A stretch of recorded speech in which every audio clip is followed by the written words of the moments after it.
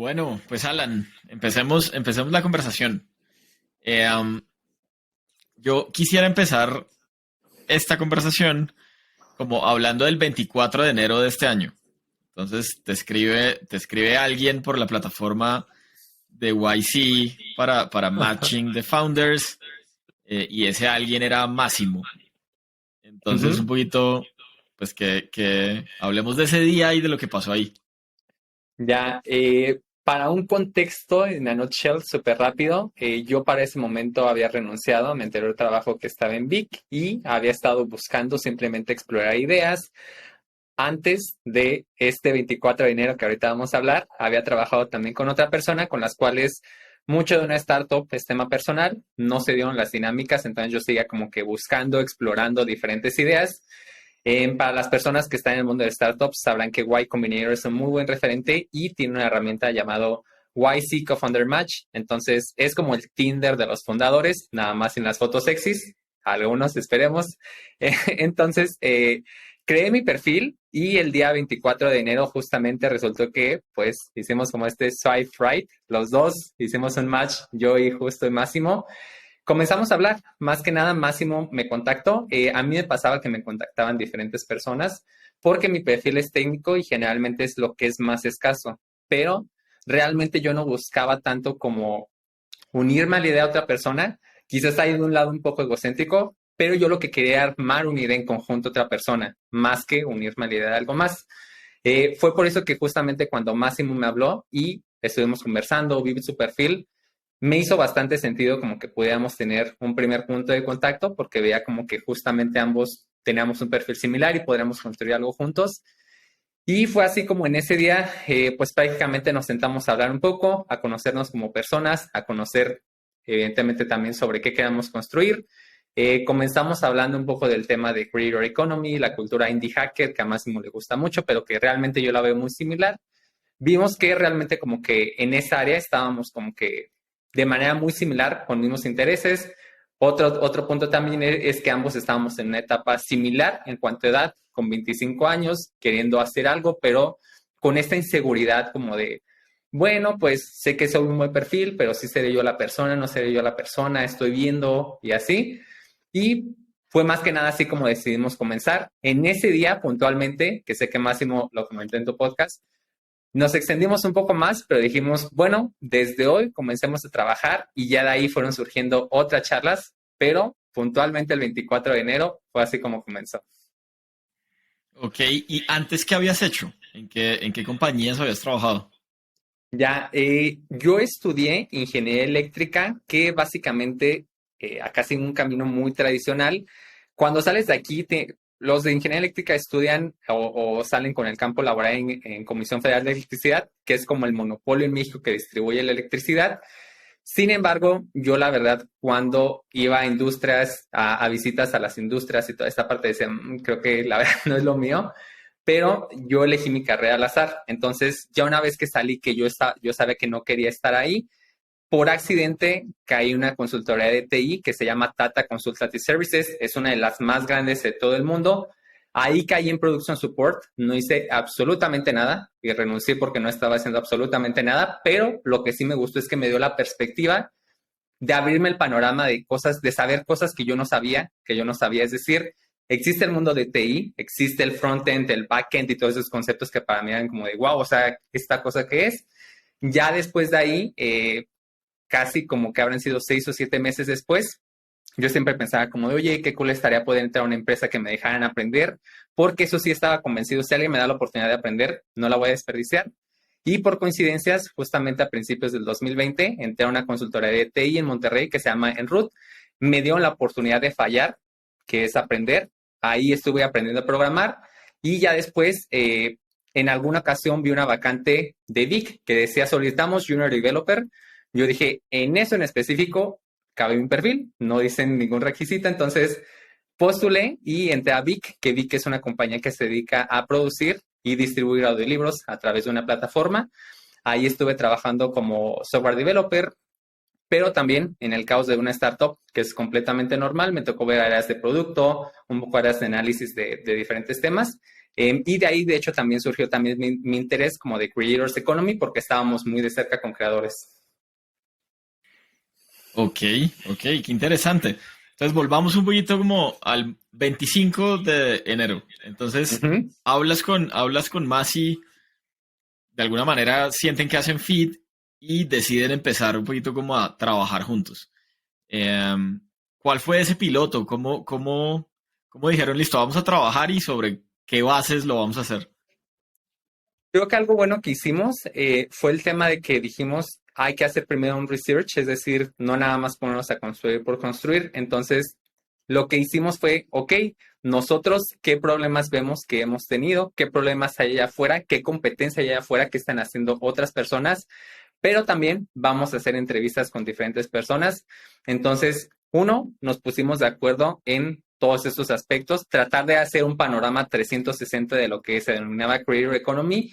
Y segundo, que a mi parecer fue más importante, también nos pusimos como de, hay que ver qué tal congeniamos al día de hoy como founders, como amigos, como personas, porque mucho de este tema realmente es un tema de personal, porque es con una persona que teóricamente si las cosas van bien, vas a estar mínimo 8 horas diarias, 3 años, 5 años, por lo cual muchas de las startups, como dicen, no mueren por otra cosa más que por suicidio y muchos de esos suicidios son porque los cofundadores no se llevaban bien. Entonces, también pusimos un fuerte foco en decir, hay que decirnos las cosas que, o sea, hay que hablar muy seriamente como de que yo estoy consciente o creo estar consciente que son mis defectos y qué creo yo, por lo poquito que nos conocemos, que creemos que nos podría afectar en nuestra relación laboral. Hicimos eso el segundo día, de hecho, también ya cuando marcamos como de vamos a investigar, ya luego que dijimos como de no, güey, pues creo que las cosas sí se ven bien de ambas partes, o sea, estábamos aware de que podíamos tener cosas malas y que no íbamos a saber hasta que no trabajábamos en conjunto. Entonces dijimos, si nos dimos una buena espina al inicio, listo, hagámoslo. Ya los días siguientes prácticamente fue justo investigación de mercado y hablar con diferentes personas para tratar de conseguir insights sobre realmente cuáles eran esos puntos de dolor que no que había allá y que no estaban siendo solucionados por alguna otra herramienta de las cuales investigamos en estos días. Ok, qué interesante. ¿Y a quiénes entrevistaban? ¿Cómo conseguían las personas a entrevistar? Digamos un poco. Yo por mi parte, ahí se fue un poco diferente. Máximo, si mal no recuerdo, porque estuvo en Platzi, conocía, y muchos de Platzi terminaron siendo creadores en Twitter. Para las personas que no lo sepan, en Twitter hay bastantes developers y mundo del tech que son creadores en Twitter. Entonces, él empezó a contactar a personas con las que había estado en contacto. Y dije, pues bueno, quiero contactar a personas quizás más, un creador un poco más alejado de esta industria tech. Yo me fui a grupos de Facebook, porque hay bastantes grupos de Facebook, como de influencers en México, influencers de Colombia, influencers aquí y allá. Y por lo personal, les daba una tarjeta de Amazon de $10 para que evidentemente las personas vinieran. Cada uno de nosotros contactó aproximadamente, habrán sido como 20 o 25 personas.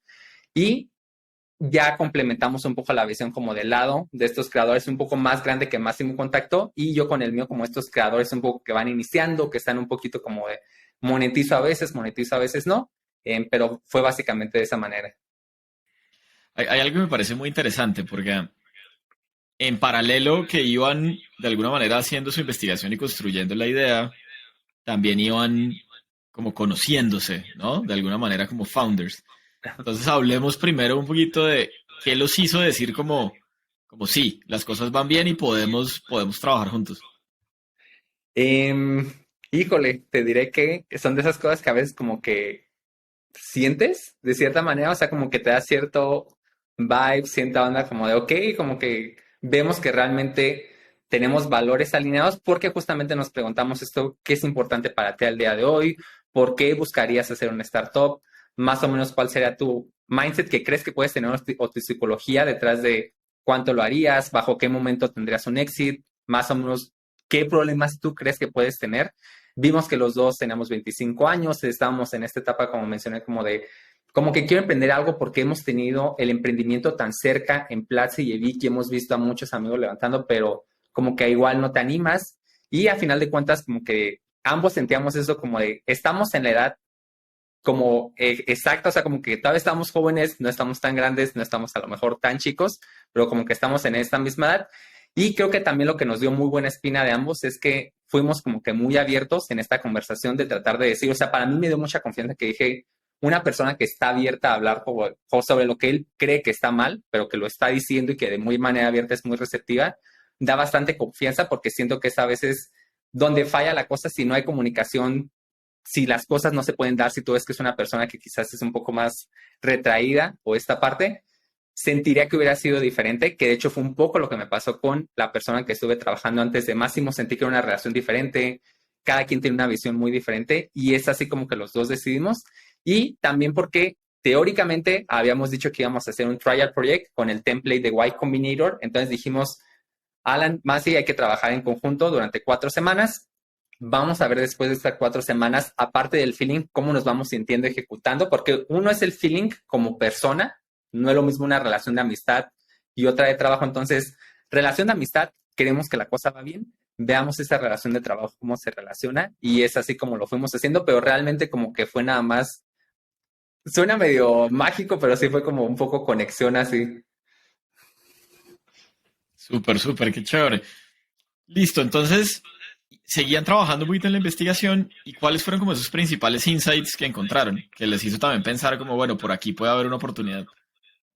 Eh, Más que nada veíamos que muchos creadores sí tenían el tema de monetización, pero muchos de ellos no sabían cómo llegar hasta ahí. Es decir, veíamos que muchas plataformas se estaban centrando en la parte de monetizar a través de donaciones, a través de vender contenido exclusivo, de diferentes maneras y termina siendo como una pasarela de pagos, pero veíamos que también había muchos creadores que realmente es la herramienta ya está fuera, pero no sé cómo hacerlo o también lo que más me comentaba, que yo en mi sesgo mexicano, porque acá yo no había tenido ese problema, me decía, es que, por ejemplo, en países como Venezuela o en Argentina no es tan fácil que tú le cobres a una persona de otro país el producto que tú estás vendiendo. Entonces me decía, creo que también es una muy buena manera, que ya después que lo estuve viendo también, algo que te permita a ti como creador en Argentina poder monetizar a tu audiencia de otras partes.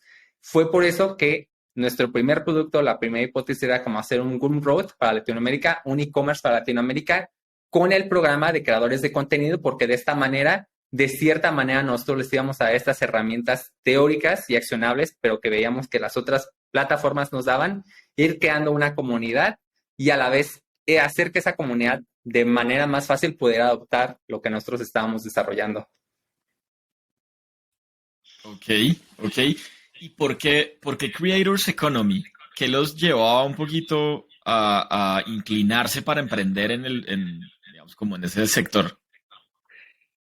Honestamente, y hablando más por mí, pero creo que compartimos bastante esa visión, todas las personas somos creadores y crear contenido es una habilidad que en serio, o sea, yo siento que es una habilidad que en algún momento va a entrar en la currícula de lo que sea que se transforme en la educación, porque crear contenido es algo que hoy en día, o sea, no me imagino cómo todos consumimos contenido, pero no entendemos cómo todo el backend o toda esta parte de atrás y cómo lo podemos utilizar a nuestro favor.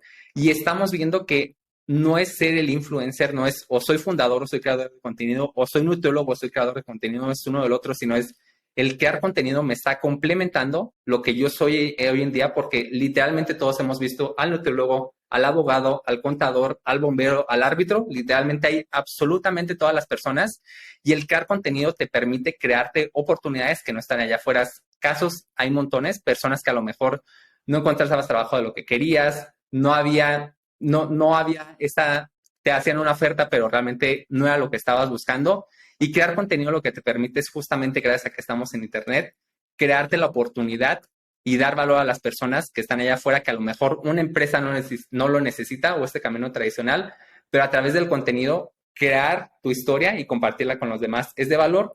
Y también porque a nosotros realmente nos fuimos formando gracias a creadores de contenido, es gracias a que otra persona puede contar una historia, su historia que, vaya, una historia no puede ser como nada más de una vivencia de vida o algo así, sino contar una historia a través de un curso de educación que me ayudó a mí a aprender a programar, una historia de educación que me ayudó a mí a aprender más de producto, es realmente algo muy valioso y es por eso que también realmente sabemos que hay muchas personas con conocimiento allá afuera que lo único que falta es, pues literalmente que empiecen a contar esa historia y es por eso que nos metimos tanto en esta industria.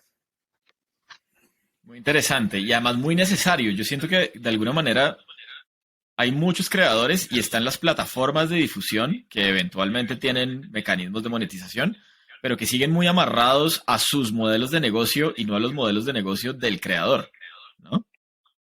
Sí, sí, sí, justamente muchas de las plataformas, y de hecho también tienen otro problema la mayoría de las plataformas, que es que en la mayoría es más o menos como el 1 o menos del 1% los que están monetizando y que pueden vivir de ello. La mayoría no lo están haciendo. Entonces, justamente la manera en que lo estamos viendo es, ¿qué tal si nosotros podemos comenzar a ayudar a todas estas personas que monetizar es una parte porque evidentemente todos ocupamos comer, ocupamos pagar las cuentas, pero la base surge de otro lado. Entonces yo sí siento que como que muchas plataformas nada más están monetiza, monetiza, monetiza, pero ¿cuál es el fundamento? ¿Monetizo qué? O sea, ¿bajo qué base estoy monetizando? Entonces, súper claro que eso es algo en lo que siento que hay una súper oportunidad en toda esta parte de educación. Súper. Y entonces, ¿cuál era la oportunidad, digamos, como en términos del mercado? ¿Cuánto valía esa oportunidad? Como para uno decir, como, bueno, sí, de esto vamos a poder vivir en el futuro si lo hacemos bien. El Creator Economy en el 2020 está estimado en 104 mil millones de dólares. La mayoría de los reportes casi siempre citan esto, también de que teóricamente hay 50 millones de personas o creadores y 2 de ellos son profesionales, 2 millones de creadores son profesionales, el 48 no lo son. Esa es la mayoría de reportes o números que vas a ver en muchos de los pitch decks que a mí también me tocó ver.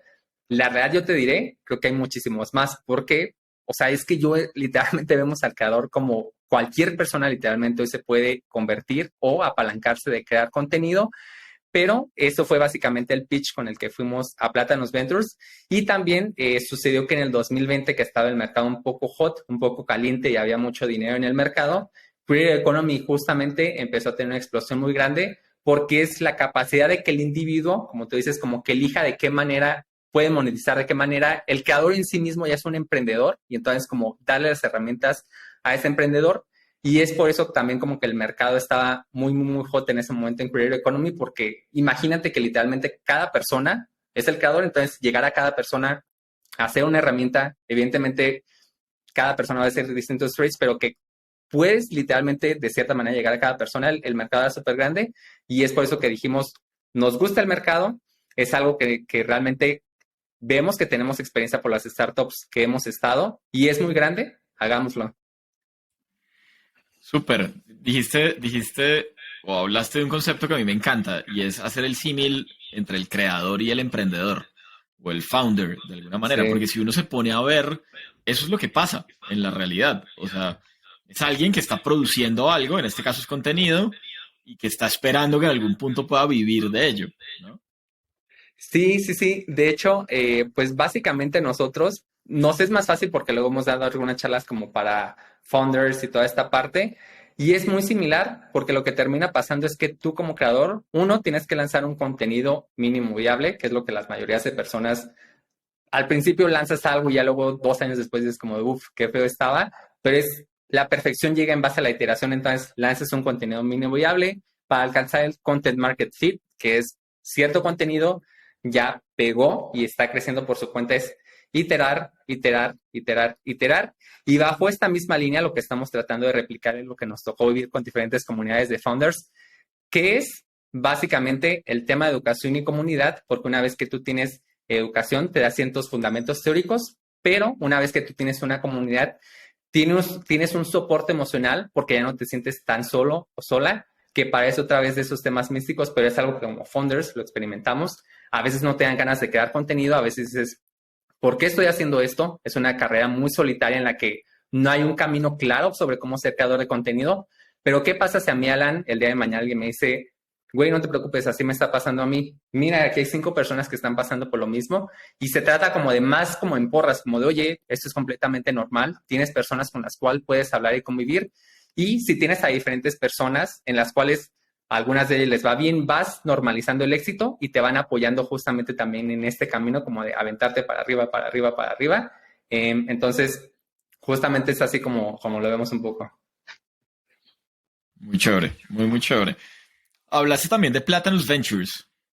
A mí algo de la historia de ustedes que me parece curioso y a la vez muy bacano es que se habían conocido probablemente 30 días o menos de 30 días y se presentaron a Platanus, pues digamos, ya como enfrentarse a un proceso de aceleración y de inversión y demás. Hablemos un poquito de ese momento, ¿cómo fue? Sí, yo cuando estaba en esta búsqueda, después de haber renunciado, como que ya había estado en un proceso de estar en una entrevista para OnDeck, para ODX, y de ahí como que me quedó la espinita, igual como que yo siempre he sido de, no pasa nada si aplico, o sea, nada me quitan, nada me ponen ni nada, entonces había aplicado a OnDeck, por ahí no había quedado, había aplicado a Y Combinator y había aplicado a Platanus, entonces a principios de año, literalmente el 1 de enero, apliqué a Platanus. Sabía que yo solo, de cierta manera, tenía un buen perfil, que lo podía hacer, porque era como, ok, es una persona técnica, como que más o menos generalista, le falta experiencia, pero como que el perfil base está bien. Y en cierto momento, cuando comenzamos a trabajar con Máximo, llega la invitación, como de, oye, se ve tu perfil más o menos bien, ¿no quieres una entrevista? Y yo como de, no pasa nada, hagámoslo. Tenía la duda, sé que también lo mencionó, tenía la duda de decirle a Máximo como de si quería venir o no, porque justamente, o sea, teníamos de hecho como 8 días o 10 días que nos habíamos conocido y dije, pues no sé si vaya a ser hasta algo extraño, como que le pregunté, oye, pues qué tal, porque es casi, o sea, es que recuerden que esto es casi como casarse, entonces es como de, oye, ¿qué tal te parece como que vayamos juntos en este proceso? Pero dije, pues bueno, no pasa absolutamente nada también porque sabía que otra vez yo solo era un buen perfil, pero dos personas con un perfil técnico y con skills generalistas súper fuertes, sabía que era una súper mejor opción. Dije, pues bueno, vivamos el proceso, la vida se trata de eso, de ir descubriendo, de ir viviendo diferentes procesos. Lo invité al proceso y pues ya ahí, con todo esto que habíamos hecho, estuvimos durante el fin de semana, un fin de semana armando nuestras ideas, viendo qué tal. Fue así como llegamos. La realidad es que ahí también nos dimos, o como que nos hizo más sentido seguir trabajando juntos, porque de alguna manera en las entrevistas que hemos tenido siempre nos ha pasado que no nos interrumpimos ni nada, o sea, y literalmente no nos ponemos tan de acuerdo, simplemente como que te hacen las preguntas de qué están haciendo, por qué este mercado, cuál es la hipótesis detrás de ello, y realmente porque hay muchas preguntas que no puedes predecir, pero como que sale muy natural, Máximo yo, Máximo yo, Máximo yo.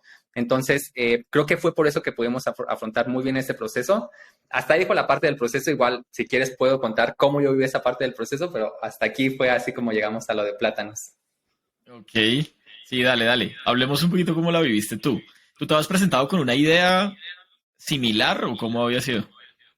No, yo en ese momento quería hacer un clon de Linktree, Linktree que es como OneLink para Sí, toda como la parte. micrositios para creadores. Sí. Sí, justo. Con eso había puesto también con aras de quizás entrar un poquito al tema de Web3, la verdad nada más porque tenía curiosidad y en ese momento había un tema de social tokens, que es decir, yo como creador puedo hacer un IPO de mí mismo o misma, pero en realidad yo la verdad siento que la idea no les importaba tanto, sino un poquito más la persona. Ya para ese momento, pues yo la manera en que lo vi fue como te dije, como que dije, pues bueno, nos conocemos más o menos un poco en estos 8 días. Veamos qué tal, qué pasa. Si te soy honesto, y creo que yo y Máximo, la verdad, no lo haces tangible hasta que te pasa, porque lo ves tan cerca, ves a tantas personas que conoces que entraron que a YC o a diferentes aceleradores, pero es como esas historias que dices, le pasó a alguien más, pero o sea, como que no ves que te fuera a pasar a ti. Entonces, siento que eso de cierta manera a mí en lo personal también me ayudó, porque en la entrevista vas y la tomas un poco más como de, voy a dejar que la vida pase, voy a disfrutar este momento y voy a ir a la vida como un poco a jugar. Evidentemente, estábamos súper nerviosos, pero a lo que voy es que te da un poco menos de nervio porque vas como con ese sentido de quiero jugar, quiero estar un poco más o menos como por diversión, por vivir la experiencia. Y pues básicamente yo sí dije, pues mira, hagámoslo, si pasa, ya después veremos, pero por ahorita el no sé qué lo tenemos, entonces vayamos a buscar ese 0.01 o 1 o 2%, ese sí. Yo en esos días igual se lo pensaba como de, ay, pues qué pasará si nos dicen que sí o que no, pero realmente como lo veía un poco lejano, es como de, dejemos que la vida pase. Ok, qué interesante. Y entonces pasaron a Plátanos después de ese proceso. ¿Cómo fueron un poco las entrevistas? ¿Cómo se vive una entrevista antes de pasar pues, digamos, a un fondo? Ahí sí puede cambiar un poco. En el caso específico de la de plátanos, hay dos entrevistas. La primera entrevista, y bueno, también tomando en cuenta que esto puede cambiar, como fue en el momento en el que nosotros la tuvimos, la primera entrevista de la manera en que yo la veo es un poquito para contrastar lo que pusiste en la aplicación y que realmente haga fit con lo que tú pusiste, es decir, simplemente comprobar que son las personas, con la experiencia, con el mercado, que haga sentido todavía lo que están haciendo. En nuestro caso, en realidad, yo había rellenado la aplicación con algo totalmente diferente y de hecho nunca nos cuestionaron eso, sino que simplemente nos hicieron las preguntas de la aplicación, las básicas, qué están haciendo, por qué lo están haciendo, qué otros competidores hay, por qué el equipo, etcétera, etcétera, etcétera. Siento que ahí más que nada en lo que se fijan es que haya congruencia, uno entre la idea y otro entre el equipo y todo lo que han estado poniendo. Diré que no era nada sorpresivo. Realmente si sabías la hipótesis que tú tenías y la que ibas a pichar, no era nada del otro mundo. Y ya después de eso hay una segunda entrevista, la cual sí es más extensa. Esta duró como estaba bloqueada para 30 minutos, pero al final duró como 20 minutos. Y en esa ocasión nos tocó con Agustín Feuerhake, que él es uno de los cofundadores de Fintual. Entonces ahí fue él más quien nos estuvo como metiéndose un poquito más a ver qué tal están las cosas. En esa realmente sí te diré que no hay manera de prepararse, pero sí que no hay manera de prepararse para la pregunta, o sea, no es como que te van a preguntar qué estás haciendo y el equipo y otra vez no te van a hacer las mismas preguntas, pero si tienes la base de que comprendes muy bien qué problema quieres atacar, cómo lo quieres atacar, por qué es el equipo, realmente eso es lo que te prepara, más no tal cual como para la pregunta. Es así también como que sí va más nervioso, yo por mi parte, y creo que ambos, porque al final de cuentas es como de, ok, pues ya estamos en la segunda entrevista. Sí son preguntas un poco más rápidas, porque generalmente cuando tú estás en esta instancia de una entrevista final para un VC, no es que te están buscando, o sea, ellos de cierta manera ya saben que tú lo puedes hacer o que tú eres un buen equipo quizás para hacerlo, pero lo que quieren que le digas es porque tú eres para convertir todos esos no que hay afuera, cuál es ese insight que tienes para convertir eso en el billion dollar company.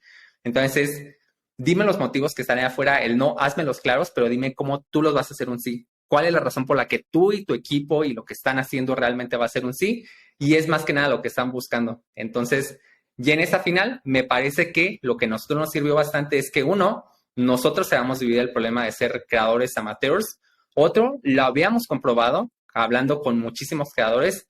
Tres, teníamos experiencia en la industria de creadores. Y cuatro, también quedamos ambos cofundadores técnicos, lo cual creo que es un gran plus y más en el caso específico de Platinum Ventures. Entonces creo que esta como visión 360 que nos fuimos rodeando, también que hablamos con quién eran nuestros competidores o los teníamos muy en el radar, dimos los argumentos de por qué nosotros creíamos en esa hipótesis que las cosas no estaban bien allá afuera en el career economy, cómo nosotros lo podemos hacer bien. Me parece que eso fue lo que les hizo sentido. Entonces, igual ya si en algún momento los de Plátanos nos dicen que fue otra cosa, estaría súper cool. Yo lo sentí así. Ok, ok. Entonces, digamos, de ese momento a hoy, pues han pasado muchas cosas con Trendy. Ya van por el cuarto cohort del programa, seguramente han iterado, han encontrado muchas cosas más. ¿Cómo ha sido ese camino? Pues bueno, como dije, todo parte de una hipótesis y las hipótesis evidentemente a veces son falsas, a veces son verdaderas y a veces no lo son. Después de que estuvimos haciendo el e-commerce, la primera edición del programa de Trendy, yo vi dos cosas. Uno, que las cosas regaladas, porque la primera edición del programa pierden cierto valor porque tan fácil es que te lo dan, tan fácil es que te vas. Entonces, yo en esa parte lo que me llevé es como de, creo que está cool esto, pero realmente no veo por qué estamos haciendo esto gratis, porque estamos dando nuestro tiempo gratis, cuando no es bien receptivo. Empezamos como con 17 personas y al final iban como 3 o 4 o así. Igual, de ahí se me quedó el insight que sí algo de valor, porque luego hacíamos open sessions y había otras personas que se sumaban, pero quizás teníamos que pensar otra manera de cómo ver este programa de creadores. Y por otra parte, el e-commerce, nos dimos cuenta que realmente no era tanto la necesidad del creador como de estar monetizando o no productos digitales. Entonces dijimos como de, ok, esto no fue. De ahí, como durante el programa de Plátanos, tienes como unos coliseos, que es decir, cada 2 semanas estás con diferentes mentores. En nuestro caso fue Daniel Guajardo e Ian Lee de Examedi. Tienes que estar presentando y estudiando tu feedback, y las demás personas que están en el coliseo, que son las otras startups que también entraron al programa, te dan feedback. Entonces entramos como en el calor de la presión, porque es como de, tienes 3 meses para ir así, así, así, así, para ir al Demo Day. Ahí, la verdad, cometimos el error que nos pusimos a construir una segunda solución sin pensar absolutamente nada, simplemente como que dijimos, esto funcionó en otra parte y vamos a replicarlo a ver qué tal. ¿Qué fue? Éramos prácticamente un paywall para grupos privados de Telegram.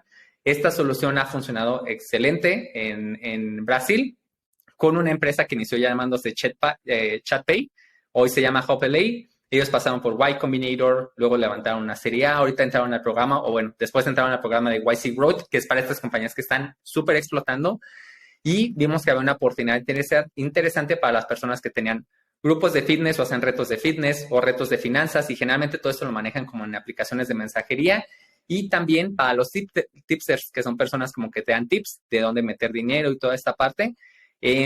La realidad es que uno lo construimos muy rápido, porque ese no ha sido nuestro problema, gracias a que los dos podemos construir, lo construimos muy rápido, pero realmente era una solución en busca de un problema. Hablábamos con personas, hablábamos con creadores, con creadoras, con personas de diferentes rubros, y era como de, qué bonita idea, pero es que creo que esto me complica más lo que yo estoy haciendo a día de hoy. O sea, la mayoría como de, ok, ¿y eso cuándo lo puedo utilizar? Y era como de, bueno, o sea, ¿lo podrías utilizar, por favor? Y como de nosotros era como de, oh, pues bueno, ni modo. Entonces estuvimos semanas.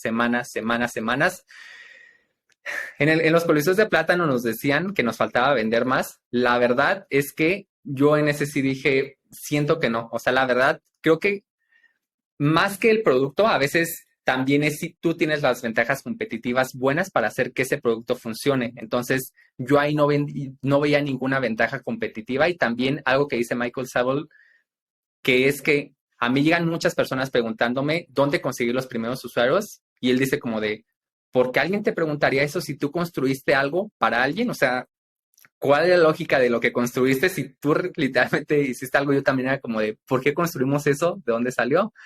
Sí, en teoría debería ser al revés, ¿no? O sea, como que Sí, sí, entendiste lo que sí. necesitaban y lo construiste. Sí, entonces ya después de eso justamente dijimos, esto no funcionó. Ya para eso estábamos aproximadamente a un mes pasado de ir al Demo Day, o bueno, de la fecha de Demo Day de Plátanos Ventures. Entonces, otro tema que sabemos que funcionaba y que estaba muy validada en el mercado era el tema de influencer marketing, que es conectar influencers con empresas. Dijimos, ¿qué tal si hacemos esto para Demo Day, para agarrar tracción, ir por dinero y después we will figure out, vamos a ver qué podemos hacer? Creímos que si teníamos empresas y startups que ya nos quisieran pagar y que tuvieran el dinero en mano, podíamos ir con los creadores súper fácil a decirle, mira, aquí está el dinero, ya nada más ven y postea.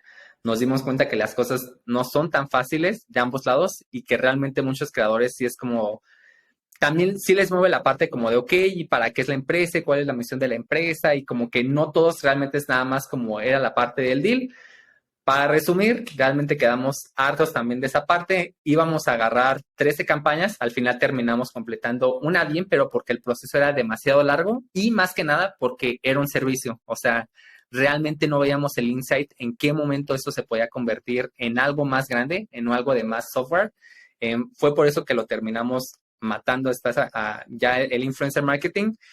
Y ya después, yo lo que le decía a Máximo, Masi, no sé si recuerdas, pero creo que en el momento en el que el equipo estaba con mayor entusiasmo, que había más alegría, es cuando corrimos el programa. Las personas en Twitter, sin que se lo pidiéramos, o los que pasaban por el programa, iban y lo subían a redes, nos decían, oigan, muchas gracias, esto me ha servido, las 3 o 4 que se quedaron. Yo dije, creo que ahí hay algo bueno. ¿Por qué? Porque nosotros mismos nos estamos resolviendo un problema, que es decir, cómo pasamos de 0 a 1 como creador de contenido. Otro, las startups en las que hemos estado son de educación. Y tercero, ahí hay personas que realmente nos están diciendo, oigan, ¿y el programa? ¿Qué pasó con eso? ¿Cuándo se vuelve a hacer?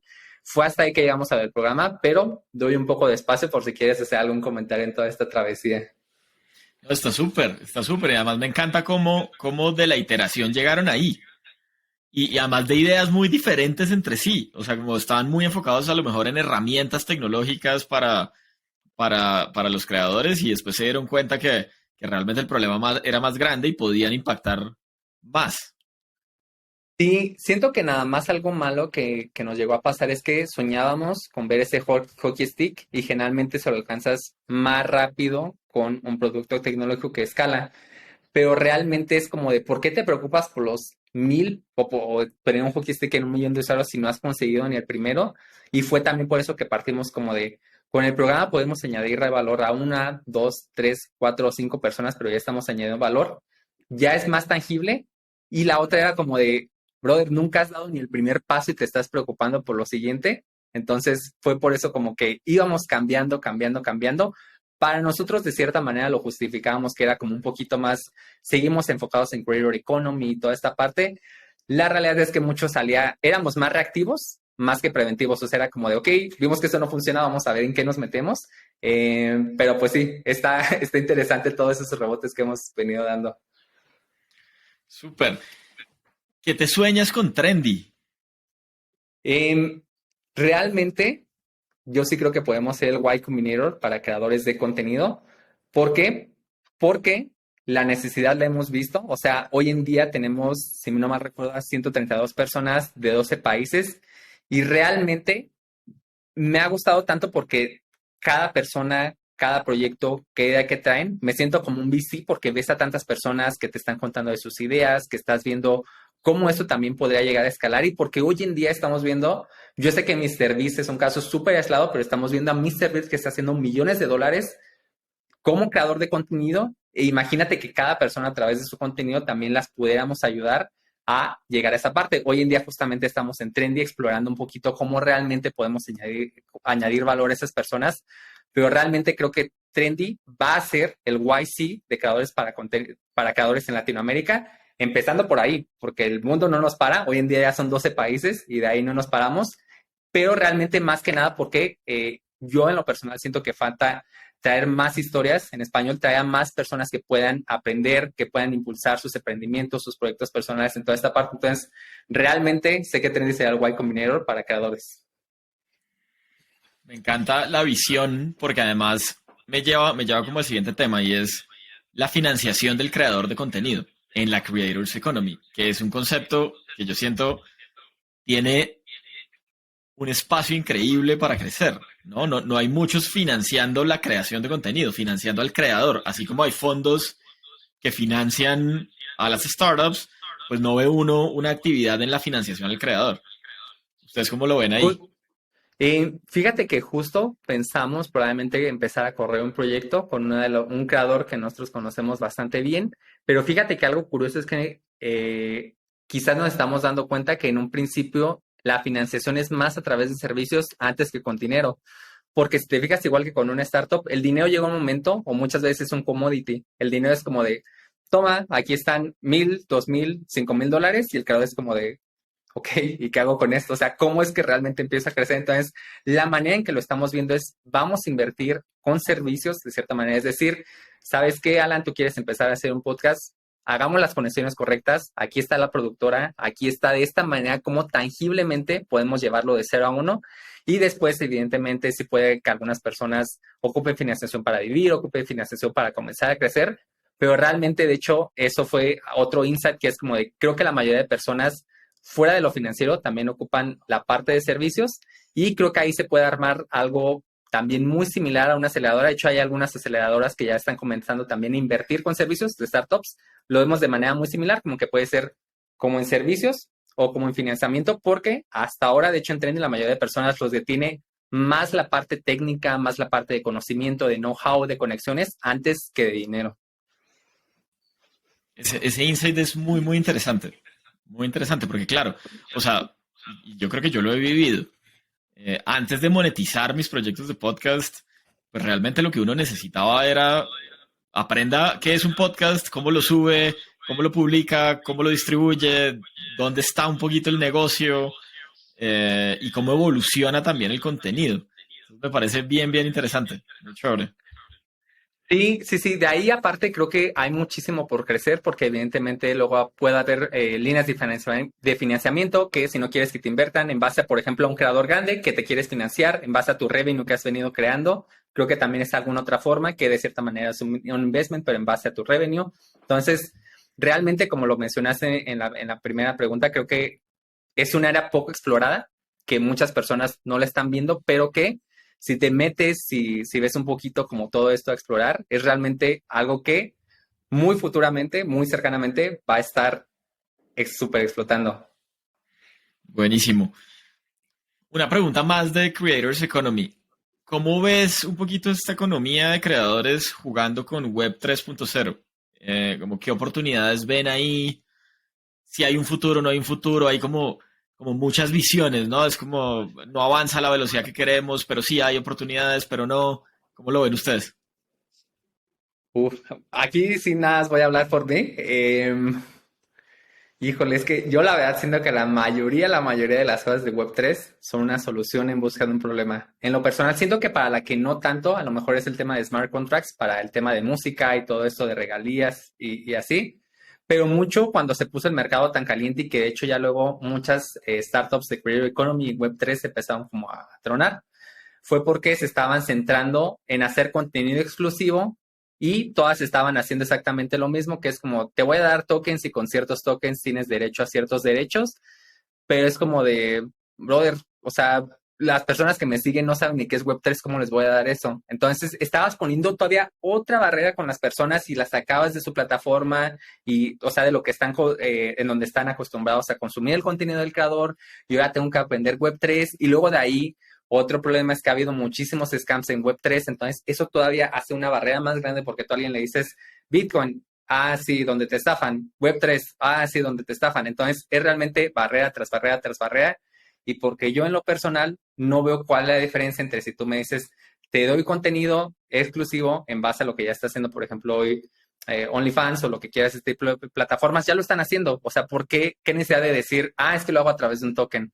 Creo que la mayoría como que nada más comenzó a repetir, nada más porque era un mercado súper hot. Y otra área que a mí en lo personal se me hace súper interesante, que es mucho como el tema como VC-backed, siendo que es como un poco difícil, pero aunque es como invertir en creadores, es el tema como de tú como creador, emitir tokens o como persona como tal, emitir tokens de ti mismo, hacer un IPO y que las personas tengan como cierto derecho, tanto al revenue que vas generando. Algunas también se hicieron unos DAO. Yo mismo me puedo hacer un DAO, es decir, las personas deciden qué es lo que yo voy a hacer como contenido. Se me hace algo interesante, pero también ahí entra un tema como de, ok, si las personas deciden lo que yo hace, ¿estoy yo creando o estoy creando lo que los demás me están imponiendo? Entonces, se me hizo interesante el nicho, pero yo en lo personal creo que fuera del tema de la música, no le veo tanto uso. Y ahí me encantaría preguntarte, tú como creador de contenido, ¿tú qué tal? ¿Cómo lo has visto? ¿Qué piensas? Creo que estamos alineados en varias posturas. O sea, yo creo que de alguna manera yo personalmente no he encontrado el caso de uso tangible en el que yo diga como aquí es, ¿no? Y ni siquiera pensando únicamente en monetización. Es decir, hoy en día, por ejemplo, la gran mayoría de plataformas de hosting de podcast te dan la posibilidad de monetizar tu comunidad internamente en la plataforma. Luego, para mí, tener, por ejemplo, un NFT o un token sobre mi contenido, creo que agregaría más costos al proceso y no necesariamente haría que tuviera más valor para la comunidad, ¿no? Porque pues al final los que quieren un contenido exclusivo están accediendo y pagando por el contenido exclusivo, ¿no? Entonces como que bueno, claro que se puede repetir y demás y no he encontrado el caso de uso puntual. En uno de mis podcasts hablaba con un personaje peruano que sabe mucho y trabaja en el mundo de la tecnología de blockchain y criptomonedas y NFTs. Y él me decía, bueno, pero hay unos casos asociados, por ejemplo, a eh, digamos, como a la originalidad de tu contenido y a la posibilidad de también crear comunidad de otra manera. Y bueno, yo no lo veo tan tangible todavía. No, no me ha tocado, pues, verlo Ya, y es todavía. que Y es que aparte, justamente, como que estos casos de uso quizás pueden ser reales, o sea, yo también quiero decir que puedo ser o probablemente soy un total ignorante en esta área, pero siento que hablando específicamente de creadores en Latinoamérica, hay otros problemas por resolver antes que siquiera ponernos a pensar como del tema de Web3, Web2 o todo lo que quieras. Siento que hay otros problemas más tangibles que podemos ver y porque justamente te lo preguntaba porque yo he hablado con diferentes creadores y todos me dicen como de, la verdad es que no le hallo nada de uso a esta parte. Entonces, otra vez, a mí me encantará en algún momento ver de alguna manera que esto realmente, porque sí creo que muchas plataformas que algunos estaban esta narrativa le están quitando muchos fee a los creadores, pero también ver que hay muchas plataformas que están trayendo la demanda al creador para que tú también puedas crecer. Me gustaría ver que se reconfigurara un poco más para el beneficio del creador. Hoy en día no tengo idea cómo, pero quizás si hay alguna manera, alguien que se le ocurra, estaría súper cool. Pero esa es mi postura ante el Web3 para los creadores. Total, súper. Alan, ¿qué ha significado para ti emprender? Al principio de la conversación nos decías un poquito que pues pasaste por varios cargos, empresas en el mundo de la tecnología y que llegó un momento en el que dijiste como, bueno, está chévere como explorar esto y hacerlo lo mío. ¿Qué ha significado para ti? Para mí ha significado darme cuenta que realmente puedo hacer cosas que no creía que sabía. O sea, a mí me pasa, yo me considero introvertido y creo que también es una postura que uno se autoimpone, pero justamente por quererme deconstruir de esta postura que es como de, brother, tienes un grado de privilegio enorme para estar haciendo lo que estás haciendo el día de hoy. No eres millonario, no eres de manera millonaria, pero qué grado de privilegio has tenido en la vida. Sal a utilizarlo allá afuera. Entonces, deconstruye, vive la vida. O sea, hay cosas más grandes que se puede hacer. No te quedes encerrado en tu mundo. Y hoy en día también, autoconvencerme, y para mí es bastante real que la mejor manera de poder tangibilizar el éxito para otras personas es yo siendo exitoso, porque en el momento si yo soy exitoso, personas que están en molestia dicen, ese güey no es que salió de la nada, sino que yo lo vi muy tangiblemente cómo estaba aquí y cómo fue escalando un poco. Eh, para mí es más que nada eso, como poderme probar a mí mismo, Alan, que todas las inseguridades que tengo, me pongo nervioso, me da ansiedad de repente, todo este tipo de cosas que te terminan pasando, pero es como de, brother, no pasa nada, ten diversión en la vida. Obviamente sí hay partes difíciles de perder, pero life happens, o sea, la vida se va a pasar, no te tomes tan en serio. Y más que nada también porque, como yo venía como de una familia y un camino muy tradicional, lo que más me ha interesado realmente, que luego por ahí he dado charlas en la universidad donde yo salí, es que lo que acabo de decir, que se haga más tangible el éxito, porque en muchas ciudades pequeñas de México aún seguimos viviendo con esta mentalidad de seguir un camino muy tradicional y es que no está mal, pero es que hay cosas que simplemente no conoces, que no conoces y que no tienes ni la opción de ir por otro camino porque no la conoces y cosas tan tontas como poder escuchar un podcast, poder conocer a una persona que tuvo el éxito así, se me hace algo muy, muy interesante. Entonces es como darme esta oportunidad a mí mismo de experimentar, de conocerme mejor, de destruir mis barreras mentales y en lo posible, si es que puedo, contagiar a otras personas. Súper, muy, muy, muy chévere. Ya estamos terminando, pero te voy a hacer dos últimas preguntas. Y es, la primera, ¿tienes algún recurso o libro o contenido recomendado para emprendedores y para creadores? Em, no, es que no sé qué tanto pueda hacer este recurso así. Les diré que tratarse de unir a comunidades de personas para mí ha sido el recurso más valuable. Después de que me di cuenta que me había estado perdiendo de muchas cosas en el tema de tech, en el tema de startups, en el tema de muchas cosas en la vida en general, la manera en que logré acelerar mi proceso fue hablando con distintas personas. Entonces les diré que sus recursos probablemente hablen con personas que no están en su área, no se autosesguen su vivencia, porque la mejor manera de aprender un tema, si yo quiero aprender el tema de podcasting, bien me puedo ir a ver a un video de 5 horas, me puedo poner a hacer un curso de un mes. Si realmente quiero aprender súper rápido, tengo una charla contigo en 1 o 2 horas y tú me vas a decir lo que aprendiste en 5 años o en lo que llevas haciendo tu podcast. Ese es el growth, el hack más grande que yo he encontrado para realmente poder aprender algo. Ponte a hablar con personas. Es la mejor manera de realmente poder aprender. Y de ahí en fuera, ya por si quieren un poquito algo más tangible, realmente diré que tanto para el creador, para el founder, todo lo que está en la librería de Y Combinator también les va a servir bastante. Entonces, eso es súper, súper fuente de información. Profundicen eso que dicen Y Combinator, todo el tema make something people want. Suena muy fácil, realmente no lo es. Entonces, ya algo más táctico, todo lo de Y Combinator está súper cool. Ok, súper. Y la última, ¿dónde encuentran a Trendy? Seguramente nos van a escuchar miles de personas y pues chévere contarles dónde los encuentran y qué pueden hacer por ellos. Pues en redes sociales nos pueden encontrar en Instagram, en TikTok, en Twitter y en todas las distintas redes sociales como @trendylatam. En nuestro sitio web www.jointrendy.com. De ahí en fuera esperaré que también nos puedan encontrar a través de todas las personas que han formado parte de nuestro programa, también a través de Oscar, de ti muchísimas gracias porque para las personas que no lo sepan, Oscar nos ha hecho el gran favor de regalarnos el recurso más valioso de toda persona, que es su tiempo en diferentes cohortes del programa de Trendy. Entonces, probablemente, y es muchas veces gracias a ti, gracias a las personas que forman parte del programa, que personas están encontrando. Te diré que de hecho es gracias a referidos de cierta manera al word of mouth que hoy en día están encontrando Trendy. Entonces, realmente queremos que siga siendo así porque eso significará que estamos haciendo un muy buen trabajo. Y pues nada, cualquier tema nos pueden contactar a mí, Alan Argüello, a Máximo de Iberardino, por si luego tienen la duda cómo se llama, y a Irli Alba. Siempre estamos súper abiertos de hablar, siempre estamos súper abiertos de ver de qué manera podemos hacer algo en conjunto. Y pues nada, agradecerte mucho por el espacio, Oscar. Y otra vez, pero porque realmente muchas gracias por tu tiempo. Sé que estaremos colaborando todavía en muchos temas de Trendy y pues sí, Seguro. Muchísimas gracias a ti también por tu tiempo, pero sobre todo por la apertura para contar tu historia y todos los aprendizajes que has tenido en este camino. Esperamos verte triunfar con todo el equipo Trendy en los próximos meses y años. en conjunto, Oscar, en conjunto, pero seguro que ahí estaremos. Súper. Muchas gracias. Chao, chao. Bye.